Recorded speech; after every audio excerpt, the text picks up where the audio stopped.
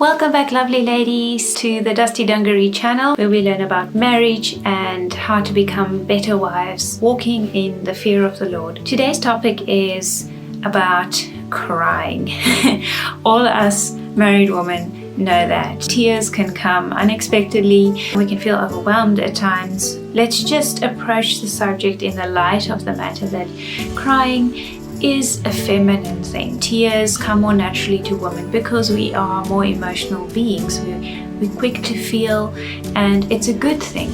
We are made that way so that we can be mothers and we can care for the emotions of people around us and the experiences.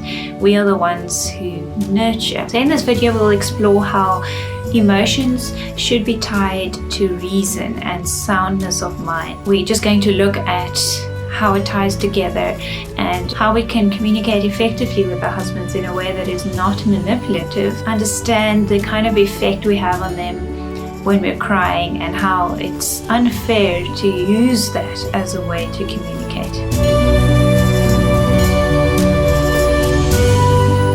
So as I said before, everyone is driven to a point of crying. Everyone is stricken with grief at times or deeply distressed in their spirits. We all go through these things. I just want to address specifically for us as wives how our crying and our tears affect our husbands, and that we don't want this to become a habitual way of communicating with them, because then there is something wrong. It indicates there is a lack of self-mastery, there is a lack of discipline over our emotions. Discipline must be active in every area of our lives, and we'll see now in the following scriptures how self-mastery is not something you just have, it's something you work on, it's something you press towards. So the underlying thought for this video is emotions need to be anchored by good reason. So we need to understand that as women we are more easily driven to tears. The smaller things can make us cry, whereas for a man it may take a lot more strain and a lot more pressure for him to get to that point. So what often happens when the wife breaks down into tears, the husband will offer practical advice to help her overcome her current distress. And most women don't like that. We want to be comforted, we want to be reassured, we don't really want practical advice in the moment. We just want to be consoled. What I want you to realize is in those moments not to dismiss what he is offering in terms of wisdom. A man's way of governing his emotions is actually really to be respected. And as women, we should try to emulate that, because men have a great degree of mastery over their emotions. Women are called the weaker vessel, and I think this is a large part due to our emotional nature. Being emotional doesn't give us a free pass to be completely irrational or ungoverned and having no mastery over our spirits. Therefore, in those moments, quiet yourself and allow yourself to receive the good advice your husband is giving you, to receive it. And in that way, you will be showing him a lot of respect. Emotion has a function and a place. God made us with emotions. But all too often, especially in today's culture and climate, the experience of emotion is put on a pedestal and it is put above reason, and that is a really dangerous thing to do, because women are more in charge culturally. Women are having a louder voice and more say, especially from the liberal point of view. So much emphasis is being placed on emotion and how you feel that reason is being abandoned. As usual, I make quite broad generalizations, but for the sake of clarity, I will place men in the department of reason and women in the department of emotion. We are not as stable as men. We have our monthly cycles, we have our emotions, our hormones always fluctuating, so we don't have the same stability as men. This is why it is so important to be submitted to your husband. If you are governed by your emotions and not by your husband's steady, sound reason, you will be like a ship swept, tossed to and fro on the waves. You will have no direction. You will be in constant turmoil. Your life will be very fragmented.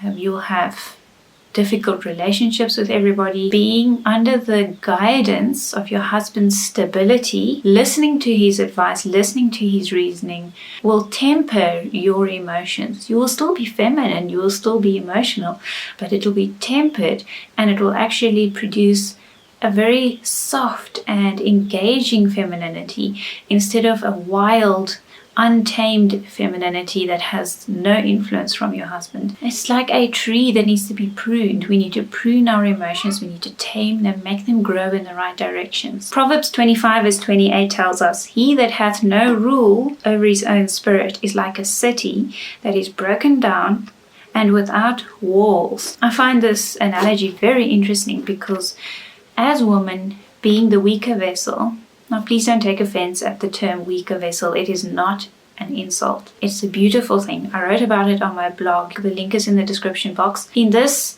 metaphor of Proverbs talking about a city with the walls broken down, we all know in the old times, cities with walls, their strength was judged by the quality and the greatness of the walls that surrounded it. That was the strength of the city. If the walls are broken down, it's completely exposed to the enemy. It's an unpopular idea that women need protection. This is how we are made. I'm not ashamed of it. I think it's beautiful. A woman who is not under the guidance of her husband, a woman who does not govern her emotions, is like a city whose walls are broken down. Now, this is not specifically speaking to women, but I'm applying it to women because it's also a great analogy of weakness. It ties into the woman drawing her strength from her husband, drawing her strength from her husband's wisdom. At its worst, a woman who has no control over her emotions, who has no self-mastery, and cannot link reason to emotion, is more likely to be a prey of the devil. She is exposing herself to deception. Any idea can take hold of her. It can even be a demonic idea that can take hold of her and become the driving force within her. Contrast this thought of the broken walls around the city to Proverbs 16 verse 32. "He that is slow to anger is better than the mighty, and he that ruleth his spirit than he that taketh a city." So we see how self-mastery is equated with strength and protection. The person who can master their being, their behavior, is stronger than a city. 2 Timothy 1 verse 7. "For God hath not given us a spirit of fear, but of power and of love and of a sound mind." So this is an interesting point, how a spirit of fear can lead us to excess, to a lack of temperance. Women who are driven by fear tend to be more easily distressed and emotional and not governed by reason. The Spirit of God will anchor us. The Spirit of God will give us soundness of mind, sobriety,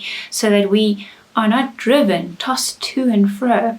So when we have this anchoring in the wisdom of God, it will cause us to be more steadfast in our emotions, to be more stable in our being, and be able to deal with the tests of life with grace. This is what it means to be a strong woman. A strong woman is not someone who challenges men, who goes out to defy the status quo, who speaks loudly and draws attention to herself and becomes famous using her body. None of those things are indications of a strong woman. A strong woman is sober. She is not given to excess emotions. She has self-mastery. She has inner strength. It's good to keep this in mind, and I don't want you to feel discouraged if you have struggled with mastering your emotions. Don't worry if this has been a problem for you. It is something that has to be learned. As 1 Corinthians 9 verse 25 says, "And every man that striveth for mastery is temperate in all things. Now they do it to obtain a corruptible crown, but we an incorruptible." This is dealing with the way the Christian strives for mastery of their being, as opposed to people in the world who are striving to be excellent in worldly things and to be noticed and acclaimed for worldly accomplishments. Both those people have to be temperate in all things. They are not given to excess of emotion.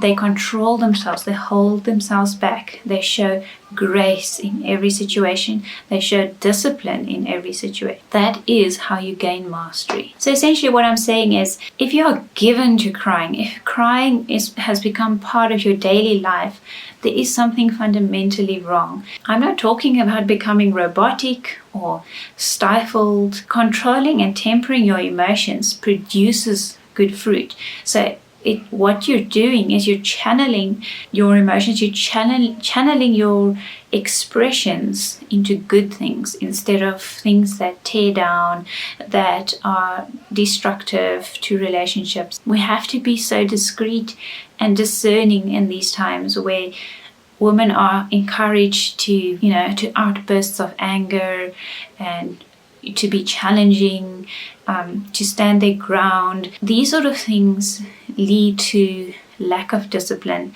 and unruliness that is completely unproductive. So routinely crying to get a response from your husband, or to get your husband to listen to you or to comply with something that you want from him, is manipulative. That is the long and the short of it. That is why I place emphasis on listening to what he says, even if you don't really like it. If it's actually making you feel worse, the importance is to place your emotions in subjection to the truth.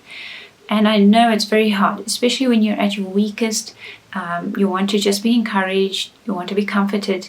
You have to place it into an objective light and understand that your husband has wisdom. In essence, crying is natural, it's normal, but it should not become a pattern of behavior.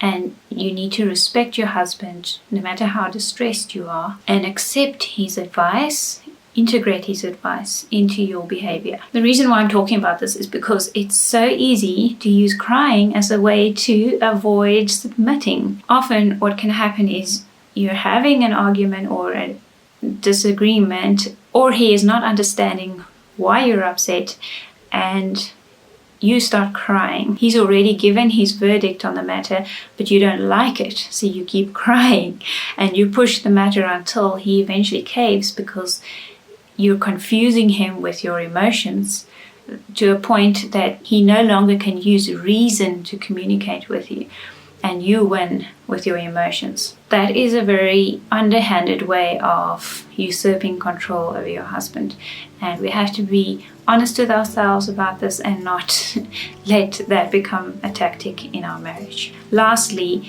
crying under duress or stress is one thing, but crying because you're discontent about something or angry about something is very childish. It's like a temper tantrum in adult form, very unattractive and very manipulative. And the worst part of it is it indicates a lack of sobriety. Scripture talks about sobriety a lot. If we read the New Testament letters, we must be sober, we must be quiet, we must be meek.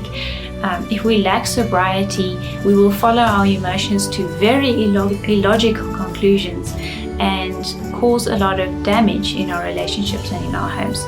So we have to temper our emotions with sobriety. Sobriety is reflecting with a calmness of mind, reflecting calmly on the matter and bringing truth into the situation. All of this requires discipline and self-control. So I will leave you with these thoughts, and I ask you to judge for yourself in each situation, to be a little more objective when you go through difficult emotions, because we have a lot of factors coming together when we're feeling distressed as women, and we need to be considerate of how it's affecting our husbands. Are we trying to usurp control? Are we actually being manipulative? Has it become a tactic in our marriage? Work on the discipline in your emotions so that you can be like a tree growing in a pleasant fashion, in an orderly fashion, not sprawling all over the place in a bedraggled, disarrayed fashion. if that makes sense.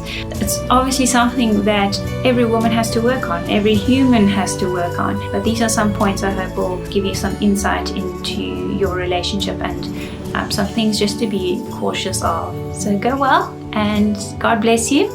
I will be posting again on the blog on Wednesday, so watch out for a post. I'll share it on my social media links, all in the description box down below. I'll catch you again next week on the channel. Bye.